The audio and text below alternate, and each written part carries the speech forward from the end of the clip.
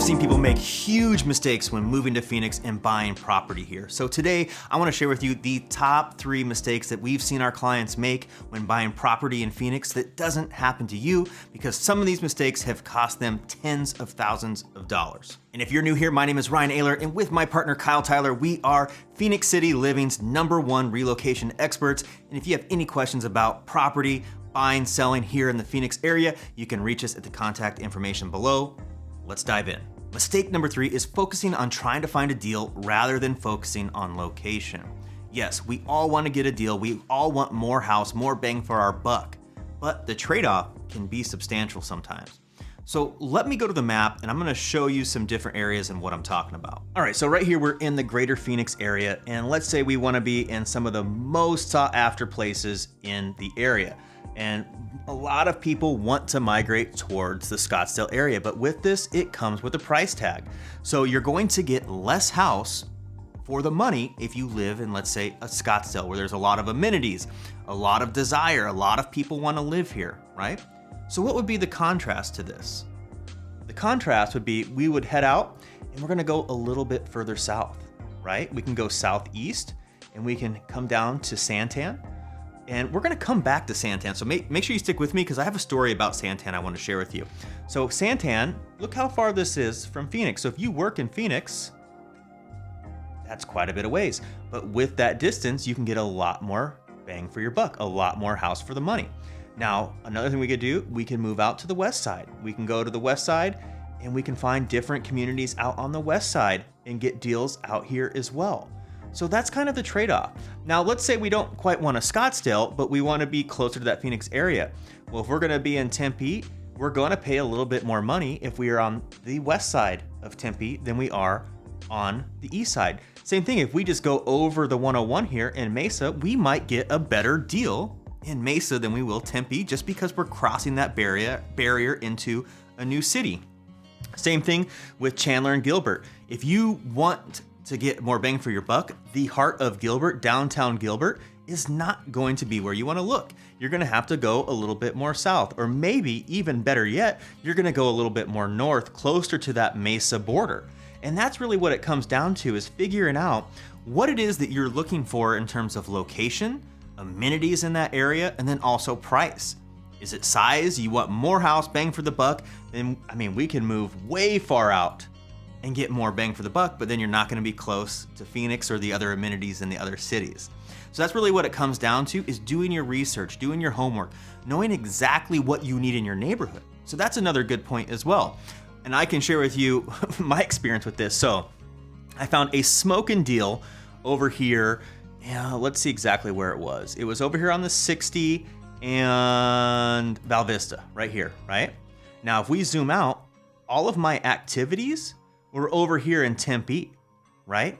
I had jujitsu over here by the university. My kids' wrestling was at Arizona State University.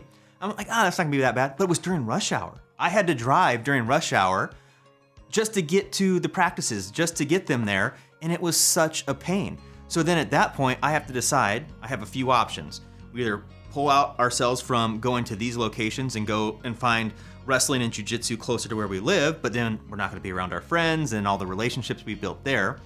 Or 2, I'm gonna have to sell my house and buy a house just because I wanna be closer to where my activities are. Or 3, which is the toughest option, is you just suck it up and you have to spend more time commuting. So I just wanted to share that story because it really is important to figure out, where are you gonna be hanging out? Where are you gonna be doing things? Where are you going to the movies? Where do you think the community events are gonna be that you're gonna be interested in? So deep diving into this before you make that decision is huge. And that's really where we like to be a resource. We like to, since we've been here, we lived it, we know the places. If you have questions about the area, you can always reach out to us. We can do a Zoom call and show you these things. You ask the questions and maybe we bring up a question that you didn't even think about that helps you make that decision of what area is gonna be best for you. You can always text us, email us, call us at any time, and we're happy to help you figure out what's gonna be the best area that's gonna suit your needs so that you don't make that mistake. Because what if you bought a house and then you have to sell it a year later and lose out on some money because it just didn't fit your needs? Let's do it right the first time. figure out the area, figure out the location, figure out the needs of house size, and then we find the best of both worlds. And that way you're happy with the house and you don't look back and go, I made a bad decision because I didn't put in the time, I didn't put in the work to figure out which location was truly best for me. Huge mistake number 2 is not understanding the commute. Phoenix area is huge. People have to cover a lot of distances. And if you don't know where the bottlenecks are in the freeway systems, it can be a lot more challenging than you could even imagine. Let me show you on the map because we had somebody, remember I said Santan? Check this out. So we're gonna go back to Santan. All right, so here's Queen Creek, here's Santan. Now, they decided to go in Santan because they wanted a bigger property. They wanted to have more bang for their buck. They said, hey, it's worth it. But when you're in here, their job was at Phoenix. Look at this, all the way over here. I'm gonna scale this out. That is a very, very long commute. And when you factor in rush hour, this was anywhere from a 60 to 120 minutes. So an hour to 2 hours that they would be in traffic each way. And after about a year and a half of this, they were over it. They're like, get me out of this house. I have to sell it, because they didn't want to give up their job. So now they're having to do it all over again. They're gonna have to find a new area. They're gonna have to sell their house. They're gonna have to pack up. They're gonna have to move. And this became such a big headache. And we've had people that do this and they end up losing money because they didn't keep the house long enough to have the equity. And after the fees of selling, they end up losing money on the deal. So that's why it's so important to understand how these freeway systems work, where you're going to be, where your home base is, and then where your work is. And then, as I mentioned before, where your play is. And if all these things are in alignment, a good deal can end up being a really, really, really bad deal in the long run. So it's all about knowing the information before you make that final buying decision. Mistake number 1 is not having your finances in order before starting the buying process. Unfortunately, we've seen this many times where people actually lose out on their dream home because they were not prepared. Out here in Phoenix, it's a hot market. If you don't come with your financing buttoned up with a pre-approval from a local lender, a lot of real estate agents are not even going to look at your offer. They're not even going to put an eyeball on it. They're just gonna throw it in the trash. It's very competitive. So to be competitive, you have to make sure you're putting your best foot forward. And that means working with a local lender, having your pre-approval. We have special pre-approvals that we put together out here.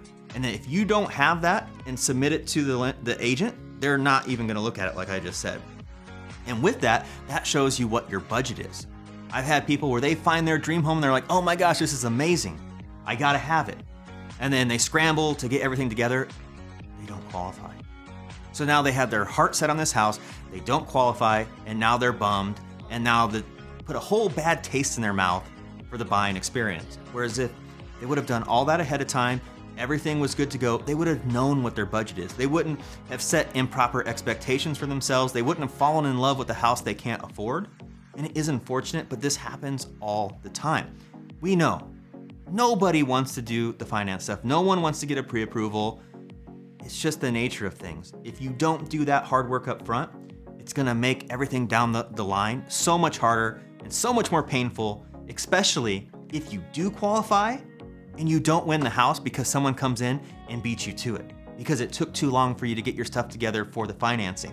And there are houses that are super desirable that go in a couple hours. It gets listed, it's already under contract, it's sold.